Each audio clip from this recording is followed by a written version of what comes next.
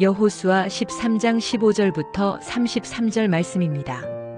다음은 모세가 르우벤 자손 지파에게 각 가문을 따라 나누어 준 땅이다.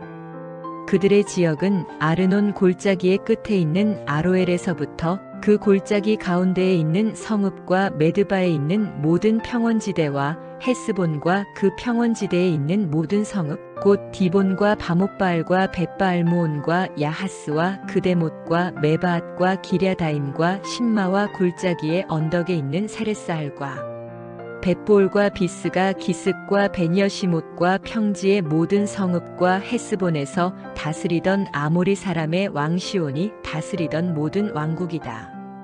모세는 시온에게 한 대로 에위와 레겜과 수르와 훌과 레바를 모두 무찔렀다. 그들은 미디안의 우두머리로서 그 땅에 살면서 시온의 밑에서 통치하던 자들이다.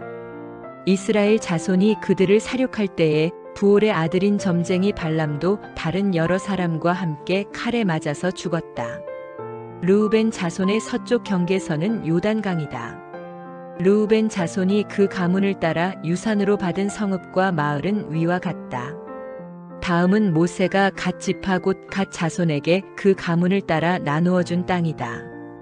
그들이 차지한 지역은 야스엘과 길르앗의 모든 성읍과 라빠 앞에 아로엘까지 이르는 암몬 자손의 땅 반쪽과 헤스본에서 라만 미스바와 부도님까지와 마하나임에서 등빌 경계선까지인데 요단 강 계곡에 있는 베타람과 벳니므라와 숫곡과 사본 곧 헤스본 왕 시온의 나라의 남은 땅도 그들의 것이 되었다.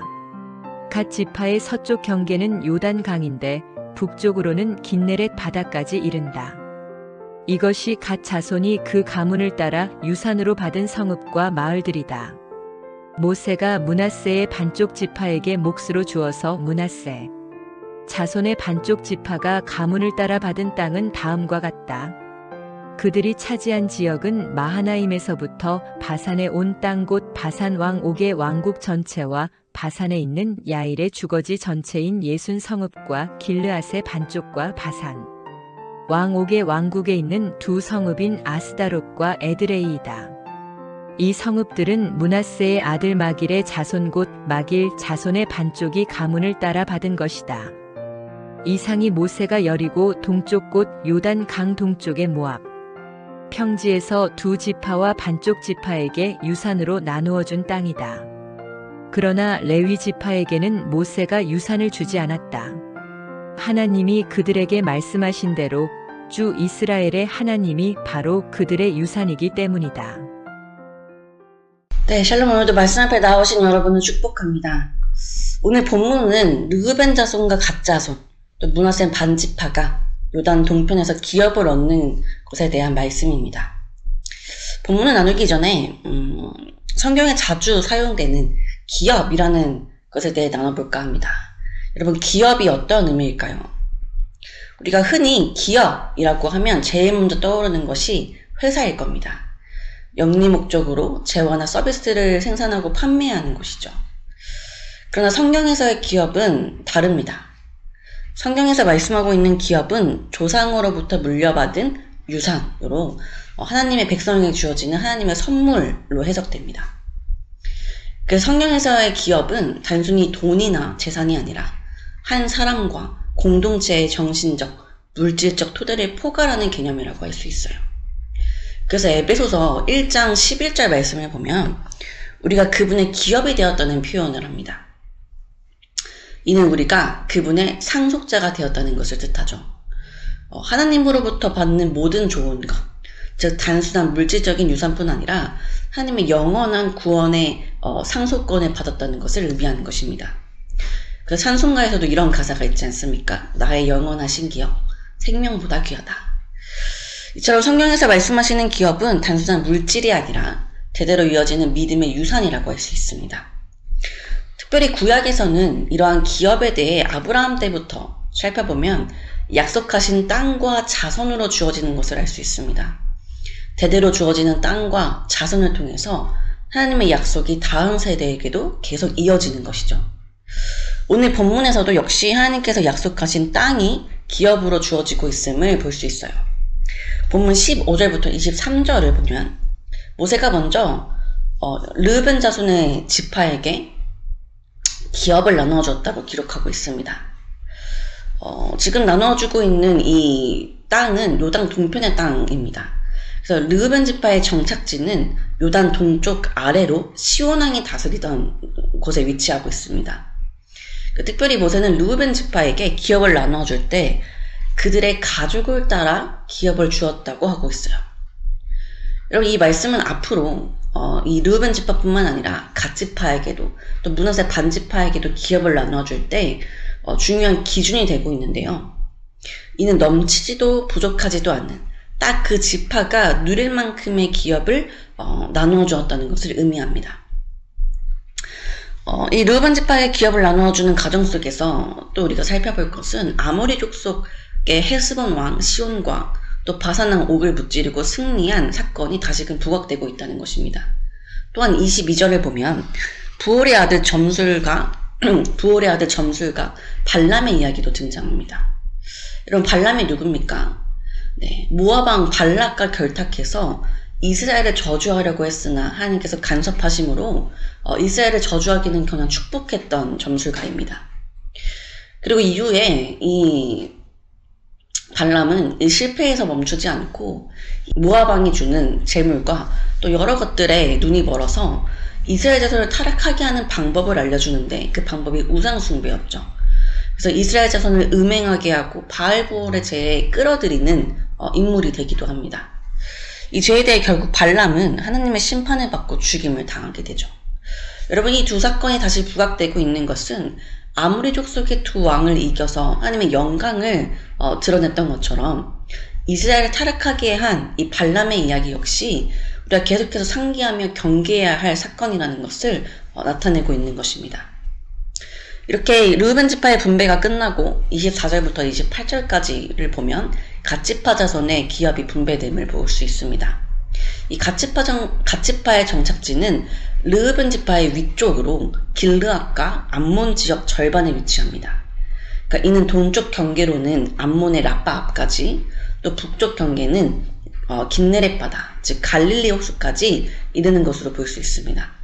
그리고 갓 지파 역시 그들의 가족을 따라 기업을 나누어 봤습니다. 다음으로는 29절부터 32절까지 므낫세 반 지파의 기업이 분배됩니다. 므낫세 반 지파의 정착지는 요단 동쪽의 북부 지역으로 길르앗의 남은 땅과 바산 지역에 위치합니다. 여러분, 므낫세 반 지파라는 표현이 계속 등장하고 있는데, 므낫세 반 지파라는 것은 므낫세 지파의 반은 지금 요단 동쪽에서, 또 반은 앞으로 얻게 될 서쪽에서 땅을 분배받았기 때문입니다. 동쪽에서 먼저 땅을 분배받은 것은 므낫세의 장자인 마길 자손입니다. 이들은 마하나임과 또 바산한 옥의 영토와 길앗 절반을 비롯해 여러 성읍을 받았습니다. 그리고 마길 가족에 속하는 슬로브앗의 딸들은 요단 서쪽에서 땅을 분배받죠. 이처럼 동쪽에서 기업이 분배된 후 서쪽에서의 기업이 분배되는 말씀은 동쪽에서 기업이 분배된 후 서쪽에서의 기업이 분배되는 말씀이 나올 것인데, 먼저 동쪽에서의 기업을 분배하고 정착한 이유를 나누는 것은 동쪽에서의 정착이 앞으로 서쪽에서의 정착을 예견하는 열매라는 것을 말씀하기 위함입니다. 모세가 요단 동쪽에서 땅을 하나님 말씀대로 분배한 것처럼 요단 서쪽에서는 여호수아가 또 모세의 본을 따라서 땅을 분배할 것입니다. 끝으로 33절에 보니 오직 레위 지파에게는 모세가 기업을 주지 아니하였다고 기록하고 있습니다. 여러분, 왜 레위 지파에게는 기업이 주어지지 않았을까요? 네, 레위 지파는 제사장 직무를 맡아서 이스라엘과 하나님 사이를 중재하는 영적 사명을 가진 지파였습니다. 그렇게 이들은 땅을 소유하지 않고 이 나머지 다른 지파들의 공동체에 흩어져 살면서 하나님의 말씀과 거룩함을 각 지파에게 전하는 역할을 했습니다. 이는 오늘날 예로 들면 상황에 따라서 이중직을 하시는 분들도 계십니다만, 그분들을 잘못했다는 것은 아니고, 이제 보통 목회자들을 보면 어떤 특정한 직업을 갖지 않으시고 교회에서 주시는 사례비로 생계를 이어가시죠. 이어갔습니다. 이 목회자분들이 교회에서 주시는 사례비로 이렇게 삶을 살아가는 것은 오직 말씀을 전하고 또 교회와 성도를 섬기는 일에만 전념할 수 있게 하시기 위한 제도이죠. 그래서 이에 대해서 33절 하나님께서는 이렇게 말씀하십니다. 이는 그들에게 말씀하신 것과 같이 이스라엘의 하나님 여호와께서 그들의 기업이 되심이었더라. 네, 이스라엘 영적 부분을 감당하는 지파로서 레위 지파의 기업은 하나님이심을 말씀하고 있습니다. 물론 궁극적으로 모든 지파들의 기업도 하나님이시겠으나 특별히 하나님의 종으로 사역하는 레위 지파는 개인적인 땅을 소유하지 않고 더욱 하나님이 이들의 기업임을 말씀하고 있습니다. 오늘 기업을 나누는 13장 15절 이하의 말씀을 통해 함께 붙잡고 싶은 한 가지 교훈은 바로 그들의 가족을 따라서 기업을 주었다는 말씀입니다. 하나님께서 우리에게 많은 것들을 주시지만 늘 우리에게 가장 필요하고 알맞은 것을 주시는 분이십니다. 여러분, 그러나 우리가 하나님께 어떠한 것을 받을 때 우리는 때로 이렇게 생각을 하죠. 너무 부족하다. 남들과 비교해서 내가 받은 복은 좀 별 볼 일 없는 것 같다. 그래서 더 많은 것을 욕심내어 하나님께 기도하곤 합니다. 내가 받은 삶의 축복이 너무나도 부족하다고 느끼기 때문이죠. 그러나 여러분, 하나님은 우리에게 부족하지도 또 그 이상의 것을 넘치게도 주시지 않는 분이십니다. 이는 분명한 이유가 있기 때문인데요. 여러분, 아까 우리가 점술가 발람에 대해서 잠깐 나누었습니다. 여러분, 점술가 발람은 모아방이 주는 그 물질에 눈이 멀어서 탐욕으로 죄의 길을 걸었던 인물입니다. 자신의 삶에서의 어떤 결핍을 느끼고 또 그 이상의 것을 탐내어서 이스라엘을 그 우상숭배의 죄에 빠지게 하는 그런 죄의 길을 걸었죠. 그리고 그 결과 어땠습니까? 발람은 죽임을 당합니다. 우리 역시 우리가 받은 것에 만족하지 못하고 그 이상의 것을 탐내다 보면 하나님이 아닌 세상에 우리의 눈이 멀어지고 마음이 빼앗길 수 있습니다. 그렇게 하나님께서는 우리에게 부족하지도 넘치지도 않는 복을 허락하십니다. 여러분, 하나님께서 이 각 지파에게 그 가족을 따라 기업을 주셨다는 이 말씀이 부족하지도 넘치지도 않게 주어진 가장 만족스러운 기업의 분배였다는 것을 우리가 믿는다면 우리 각자에게 주어진 삶에도 역시 하나님께서 우리에게 가장 알맞은 기업을 주셨다는 것을 믿어야 합니다. 남들과 비교하지 말고 나와 하나님과의 관계 속에서 내게만 허락하신 것들에 감사하며 또 내게만 허락하실 그 기업들을 기대하며 나아갔으면 좋겠습니다. 무엇보다 우리 삶에 그리 대단한 것이 없어도 우리가 앞서 기업에 대한 의미를 살펴보았듯 하나님께 속한 사람으로 하나님이 기업 대신 그 삶을 우리가 살아갔으면 좋겠습니다. 하나님이 우리의 기업 되신다면 우리에게 어떠한 것이 부족하겠습니까? 우리가 하나님을 기업으로 삼은 하나님께 속한 그런 청년들의 삶을 살아갈 수 있었으면 좋겠습니다. 함께 기도합시다. 하나님, 오늘도 말씀으로 하루 시작하게 하시니 감사드립니다. 하나님, 오늘 요단 동쪽에서 세 지파에게 기업을 주시는 말씀을 보았습니다. 하나님은 각 지파의 가족대로 그 땅을 분배하셨습니다. 이는 각 지파에게 가장 알맞고 공평하게 땅을 분배하셨다는 것을 깨닫습니다. 주님, 우리 삶에도 하나님이 허락하신 복이 있습니다. 우리는 때로 그것이 부족하다 여기고 그 이상의 것을 얻고 싶다는 욕심을 부리지만 주님, 우리에게 허락하신 것들은 부족하지도 넘치지도 않은 실수 없으신 하나님의 은혜임을 기억하기 원합니다. 우리가 우리의 삶에 만족하지 못하고 있다면 주님, 우리의 눈을 열어 주님께서 각 사람에게만 특별히 허락하신 그 축복들을 볼 수 있게 하여 주시고 무엇보다 세상의 것으로 만족함을 얻는 것이 아니라 그 모든 축복의 근원 대신 하나님이 우리의 기업 되신 것으로 우리가 감사하며 살아가게 하여 주옵소서. 오늘 하루 각자의 삶으로 나아가는 청년들의 발걸음과 모든 하루의 시간 가운데 주님 함께 하여 주시고 무엇보다 우리의 삶에 하나님께서 영원한 기업 되시기를 소망하며 예수 그리스도의 이름으로 기도드립니다. 아멘.